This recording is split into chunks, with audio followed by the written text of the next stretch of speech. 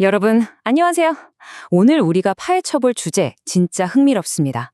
보통 약속의 땅이나 가나안 정복 이러면 흙먼지 펄펄 날리는 고대 중동의 전쟁터나 역사책 속 지도 같은 게 먼저 떠오르잖아요. 그런데 개혁주의 청교도들의 관점은 우리의 예상을 완전히 뒤엎습니다. 이 사람들은 진짜 우리가 치열하게 정복해야 할 땅이 저 멀리 있는 영토가 아니라 바로 우리 자신의 마음이라고 말하거든요. 완전 발상의 전환이죠. 자, 한번 상상해 보세요. 우리가 평생 맞서 싸워야 할 가장 크고 무서운 적이 바깥 세상에 있는 게 아니라 사실 내 머릿속, 내 마음속에 꼭 숨어 있다면 어떨까요? 우리는 매일 뉴스를 보면서 세상이 문제라고 세상과 싸운다고 생각하지만 어쩌면 진정한 전쟁은 우리 내면 아주 깊은 곳에서 벌어지고 있는지도 모릅니다. 오늘 이 자료가 고대 가나안의 역사적 사실을 우리 내면의 영적 전쟁으로 어떻게 찰떡같이 비유하는지 본격적으로 파헤쳐 보겠습니다. 좋아요. 같이 한번 들어가 볼까요? 역사적으로 보면 가나안 7족속은 하나님이 약속하신 땅에 살고 있던 실제 고대 부족들이었죠. 하지만 이걸 개혁주의 청교도 신학의 렌즈로 딱 껴보면 이야기가 확 달라집니다.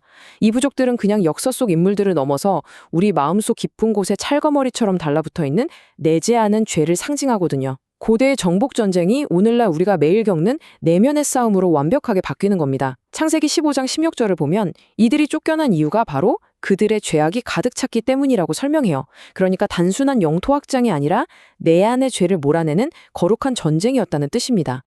자, 첫 번째로 살펴볼 부분은 내면의 영적 전쟁터입니다.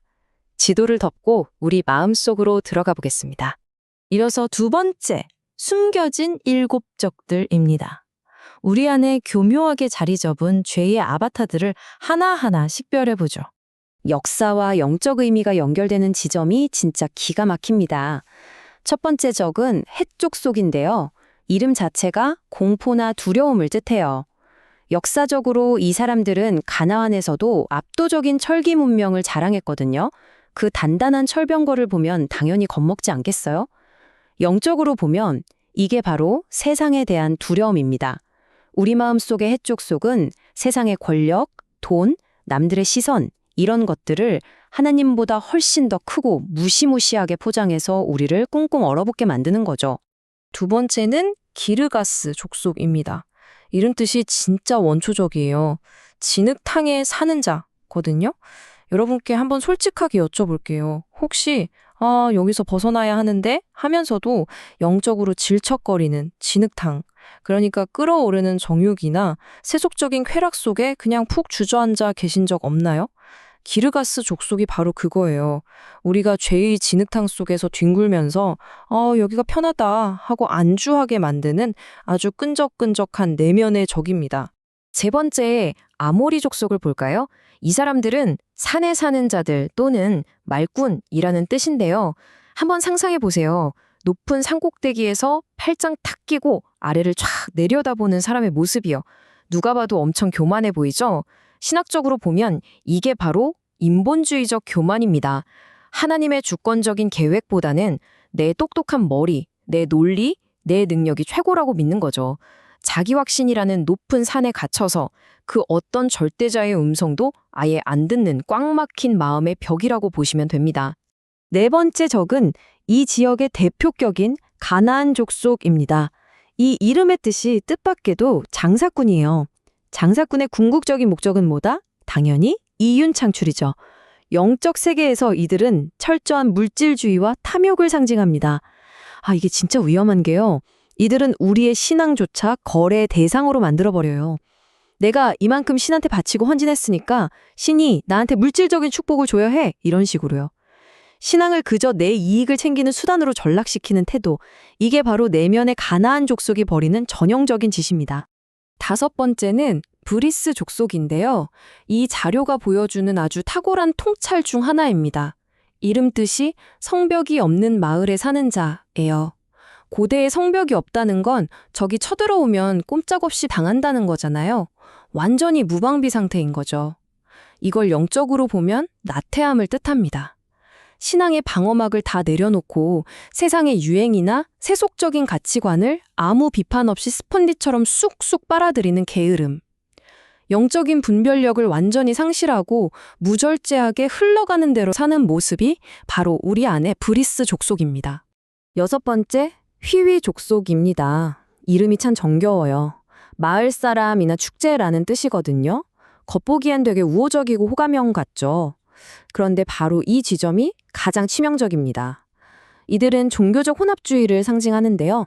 겉으로는 평화롭고 재밌는 축제처럼 다가와서는 슬쩍 절대 진리 안에다가 세상의 타협적인 풍습을 섞어버립니다. 진리의 본질을 물 타듯이 흐릿하게 만들어서 나중에는 뭐가 진짜지? 하고 도무지 분간할 수 없게 만드는 진짜 교활한 적이에요. 자, 드디어 마지막 7번째, 여부스 족속입니다. 뜻은 집 밟는 자인데요. 역사적으로 보면 이스라엘이 예루살렘을 차지하려고 할 때 끝까지 버티면서 속을 썩였던 아주 끈질긴 놈들입니다. 우리 마음속에도 이런 여부스 족속이 꼭 있습니다. 아무리 노력하고 발버둥 쳐도 마음 한구석에 딱 진을 치고 있어서 절대 안 버려지는 완고한 고집이나 고질적인 나쁜 습관들 말이에요. 우리 영혼을 짓밟으려고 절대 포기하지 않는 아주 지독한 죄성입니다. 지금까지 7족속을 쭉 살펴봤는데요. 여기서 진짜 핵심은 이겁니다. 이 7가지 적들, 단순히 수천 년 전 역사책에 나오는 옛날 이야기가 아니라는 거예요. 두려움, 쾌락, 교만, 물질주의, 나태함, 혼합주의, 그리고 완고한 고집. 어떠세요? 뼈 맞은 기분 들지 않으시나요? 이 모든 게 지금 21세기를 살아가는 우리 마음속에서 매일같이 벌어지는 진짜 전쟁의 실체입니다. 병을 고치려면 진단부터 제대로 해야 하잖아요. 이 분석은 우리의 그런 내면적 결함들을 아주 날카롭고 예리하게 짚어내고 있습니다. 그럼 3번째 파트, 청교도의 거룩함을 향한 부르심입니다. 이 전쟁에서 완벽하게 승리하기 위한 전략을 살펴볼게요. 자, 내면의 병을 진단했으니까 이제 강력한 처방전이 필요하겠죠? 이 자료에서 제시하는 전략은 아주 심플하지만 묵직한 3단계로 나뉩니다. 1단계는 하나님의 주권을 철저히 인정하기. 솔직히 내 힘만으로는 이 독한 죄악들 못 이깁니다. 그걸 쿨하게 인정하는 거예요. 2단계는 철저한 성결과 자기 부인. 타협 없이 매일매일 나 자신을 쳐서 복종시키는 훈련이죠. 마지막 3단계는 그리스도의 승리에 동참하기. 이미 이겨놓은 전쟁이라는 걸 믿고 나아가는 겁니다. 그런데 여기서 청교도들이 목숨 걸고 강조했던 아주 살벌한 개념 하나가 등장합니다. 바로 헤렘이라는 단어인데요. 우리말로는 보통 진멸이라고 번역합니다. 문자 그대로 하나도 남김없이 싹 다 쓸어버리고 파멸시킨다는 뜻이에요. 엄청 무시무시하죠? 아니 왜 이렇게까지 해야 하나 싶으실 텐데 이게 끔찍한 물리적 학살을 옹호하자는 게 절대 아닙니다. 죄에 대해서는 진짜 단일 %의 타협도 관용도 없어야 한다는 엄격한 영적 원칙을 보여주는 거예요. 내 안의 쾌락이나 교만을 적당히 선 지키면서 통제해보겠다. 절대 안 된다는 겁니다. 죄라는 건 아주 작은 불씨 하나만 남아있어도 언제든 산불처럼 다시 번지거든요. 그래서 매일매일 내면의 죄성을 완전히 죽여 없애는 지독한 자기 부인만이 올바른 길이라는 걸 이 헤렘의 원칙을 통해 아주 강력하게 경고하고 있는 겁니다. 마지막 4번째 섹션, 그리스도 안에서의 참된 승리입니다. 최후의 정복에 대해 이야기해보죠. 이 부분은 역사와 신학이 만나는 진짜 아름다운 대칭인데요. 한번 비교해보세요. 구약 시대에는 여호수아가 백성들을 이끌고 7족속을 물리치면서 눈에 보이는 물리적인 땅을 정복했죠. 그런데 신약의 관점으로 넘어오면 예수 그리스도께서 참된 여호수아가 되셔서 십자가를 통해 눈에 보이지 않는 영적인 적들, 즉 죄와 사망의 권세를 완전히 끝장내셨다고 봅니다.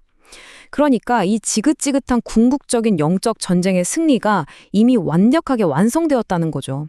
개혁주의 신학의 핵심이 화면에 보이는 이 한 문장에 꽉 요약되어 있습니다. 우리가 마음속 7족속이랑 싸워서 이길 수 있는 이유가 내 뛰어난 의지력이나 멘탈 관리에 있는 게 아니라는 뜻이에요. 이스라엘이 자기들의 물리적 힘으로 가나안을 정복한 게 아니듯이 우리 역시 인간의 힘이 아니라 절대적인 하나님의 주권과 은혜에 기대서 싸우는 겁니다. 이 문헌이 강조하는 바는 아주 명확해요. 이 전쟁은요, 이미 승리 도장이 쾅 찍힌 채로 주어진 거고 우리가 할 일은 그 승리의 행진에 그저 동참하는 것이라는 점입니다. 자, 오늘 이 해설을 마무리하면서 여러분께 아주 직설적이고 묵직한 질문을 하나 던지고 싶습니다. 세상을 향한 두려움입니까?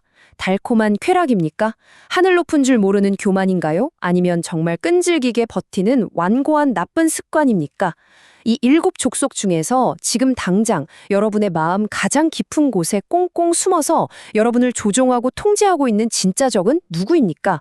이 질문에 스스로 아주 정직하게 대답해 보는 것.